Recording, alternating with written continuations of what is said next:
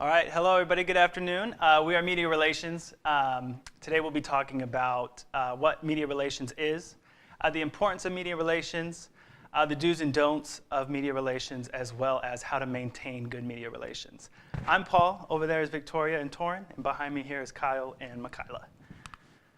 All right, so what is media relations? Well, the textbook definition of media relations is dealing with the news media on a regular basis and seeking publicity for or responding to media interest in an individual, organization, or an event. So that sounds like all that jargon, but what does this all mean? Well, basically, media relations is the relationship an organization has with all types of media outlets. So the different types of media outlets, you have local, which is nationwide and worldwide. Local would be like the Fresno Bee here in Fresno or Sanger Herald and things like that, just local. Nationwide would be something like USA Today that covers the nation as a whole. And worldwide would be something like BBC World News, CNN, something that covers the whole nation. So what is the media's role? What do they do and why are they important? Well, the media's role is to provide news to the public to make an informed decision. They're also there to be accurate, fair, and objective. They tell both sides or every side of the story in a fair type of way. And it's to make money. So what is news? What classifies news as news? So there's 8 news values that news or journalists will cover. So it's consequence. Is somebody on the hot seat? Is something happening?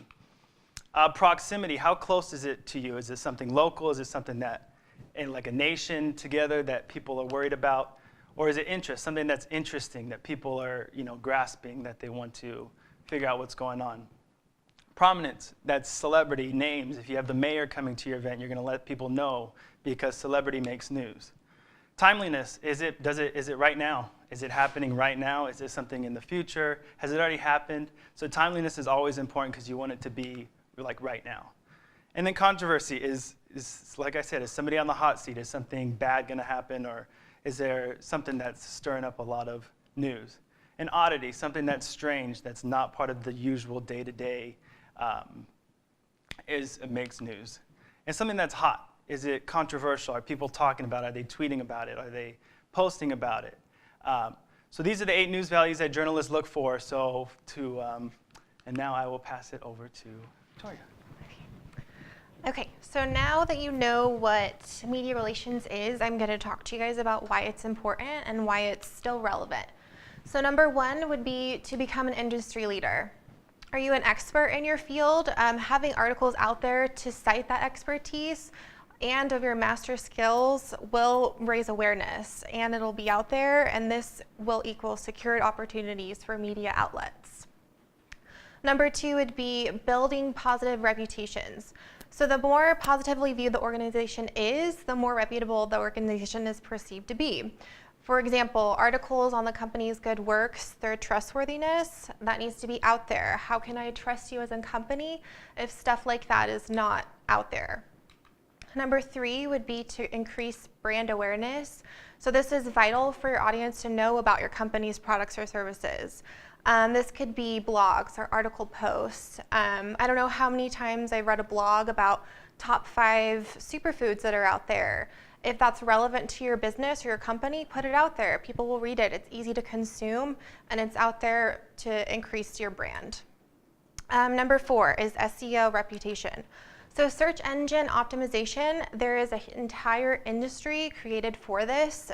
Digital marketers employ these strategies to rank your websites higher in search engines. This will equal organic traffic to your website. That equals more calls and more leads to your business companies. So number 5, drive qualified leads. When media influencers discuss your business and its products, their audience will be more likely to visit your site. That's what you want, more traffic and more leads to your company. And then number 6, tell a story and share your news. Is something happening with your company? Is there an anniversary? Is somebody the 10th year working for you guys? We want to know, and that's fun and that's exciting, and people want to know what's happening with your company. And then this is a little cartoon to end my little section. Then I'm going to pass it on. Thanks. All right, so what we're going to do here is kind of keep you guys a little more engaged. We're going to play a little game.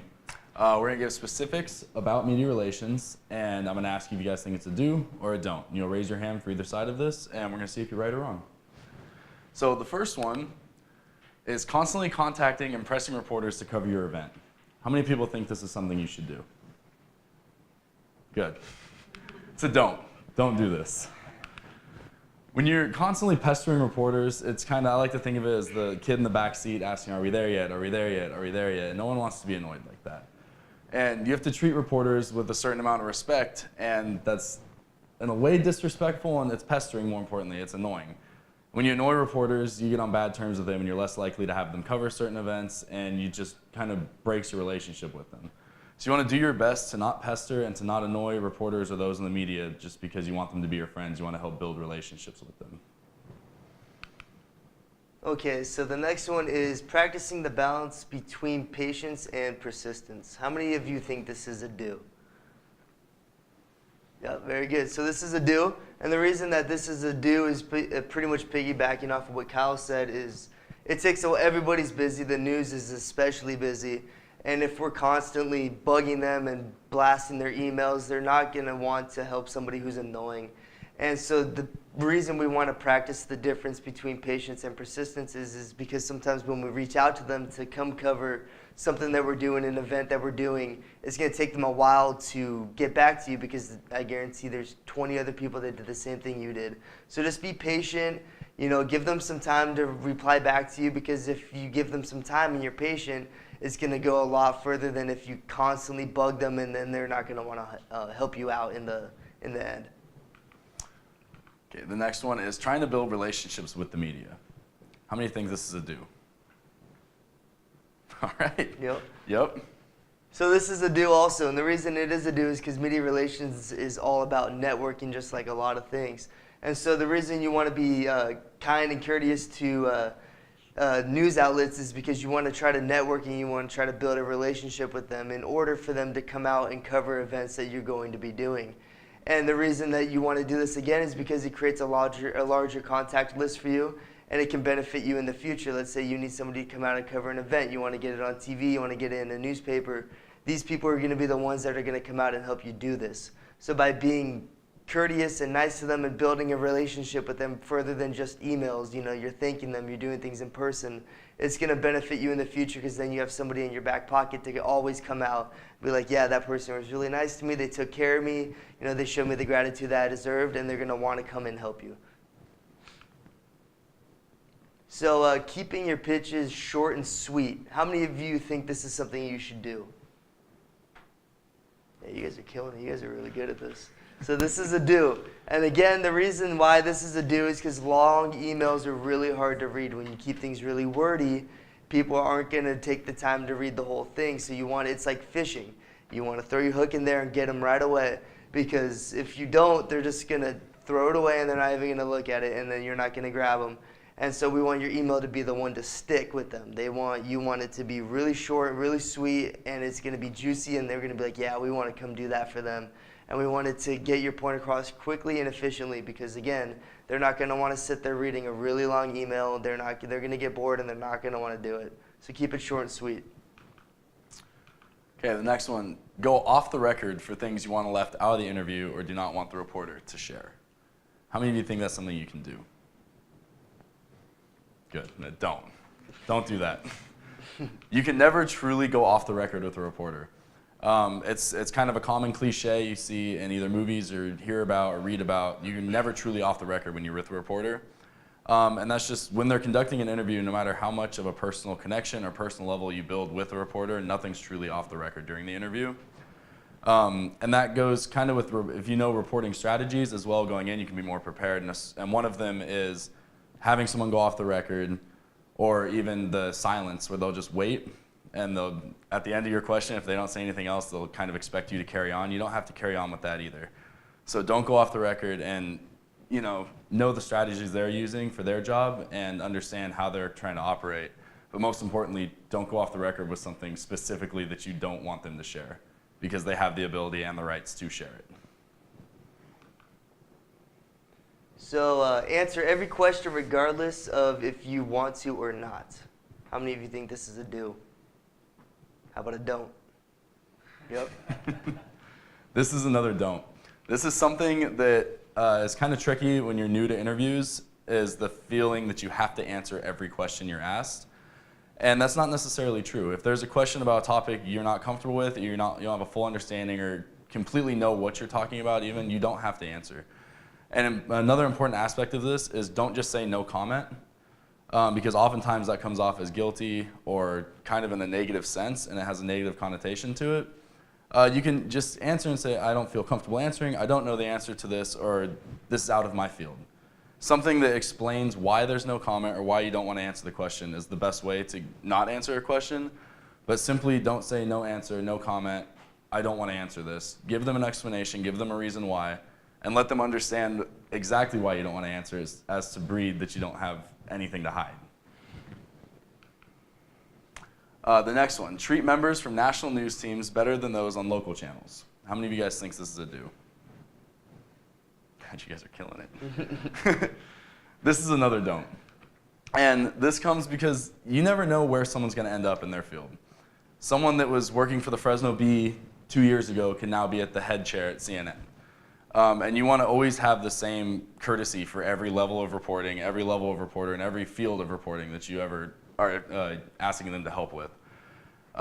So treat every member of the media with the same amount of respect, whether they are from the Fresno Bee, whether they're from BBC, whether they're from a local high school newspaper. You don't know.